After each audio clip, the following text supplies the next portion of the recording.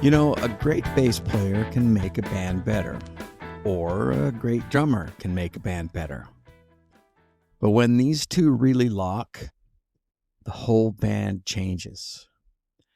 Hey, everybody, and welcome back to Dave's Side One. I'm Dave, your host over here at Art of Listening Records, where every record has a story and every story starts on Side One.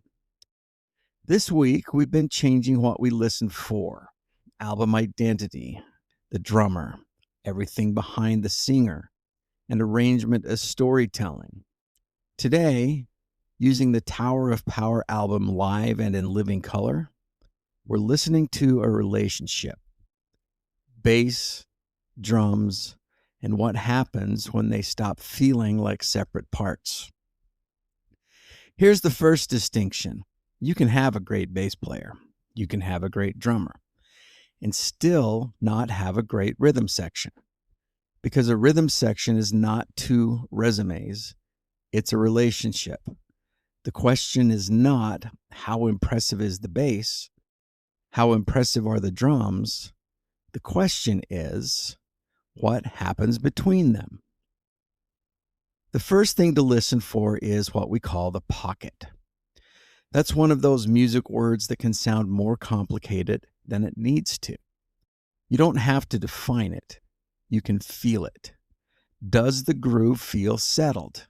Does the bass feel connected to the drums? Does the music feel like it knows where the center is? A good pocket feels dependable without feeling mechanical. One simple thing to try is listening to the relationship between the bass and the kick drum. Not because they have to play the same thing. They really often shouldn't. Listen for agreement, weight, placement, how one reinforces or leaves room for the other. You start hearing the groove as a single object. Then listen for response. The drummer changes something and the bass reacts. The bass pushes and the drums answer. A rhythmic figure appears, and both players help define it. That doesn't mean they're constantly showing off. In fact, if you're only hearing individual tricks, you may be missing the relationship. And this is where live and in living color becomes such a good test record, because this is happening live. The groove has to exist in real time. The band is moving. The energy is changing. The room is responding. Arrangements breathe differently on stage. And underneath all of that, the floor has to stay together. Now listen across the album. Can the relationship survive change? Different tempo, different intensity, different horn arrangement, different vocal energy, different amount of space. Locked in doesn't mean play exactly the same groove all night. It means the connection survives while the music changes. And here's another important distinction. Dependable doesn't mean simple. A rhythm section can be active, syncopated, busy, highly interactive.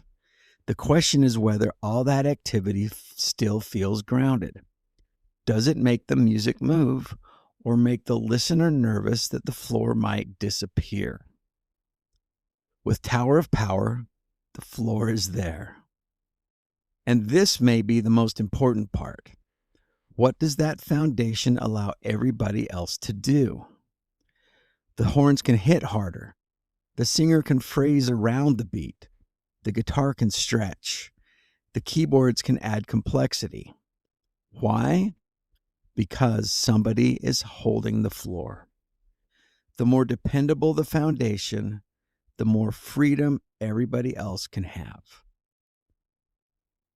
So on today's Side One test, let's talk about the locked-in test. Do the bass and drums establish a shared feel? Do they react and reinforce each other? Does the relationship survive different songs, tempos, and dynamics? What does their stability allow the rest of the band to do? That's the locked-in test. So put on a record you think has a great rhythm section. Then don't listen to the bass by itself. Don't listen to the drums by themselves. Put your attention between them. Where do they agree? And where do they leave space? Where do they react? And what happens when the rest of the arrangement gets busy? Does the floor ever move? So here's my verdict. That's exactly what I hear on this record. Not simply great bass, not simply great drums. A relationship, a rhythmic center, something dependable enough to support a whole live band. A locked rhythm section doesn't make the groove stronger, it makes the whole band braver. So on tonight's Side 1 Spin, I ask you, what album has a bass and drums partnership so good you could almost listen to the rhythm section by itself? And come back and tell me the band, and tell me the album, and tell me the players if you know them. But most importantly, tell me what they do together. Tomorrow, we're going to start taking things away, because sometimes the thing that makes a record work is what nobody plays. Well, that's it for today's Side 1. Thanks for spending a little time with me, and please keep that needle in the groove and listen to what's holding the floor. We will talk to you tomorrow.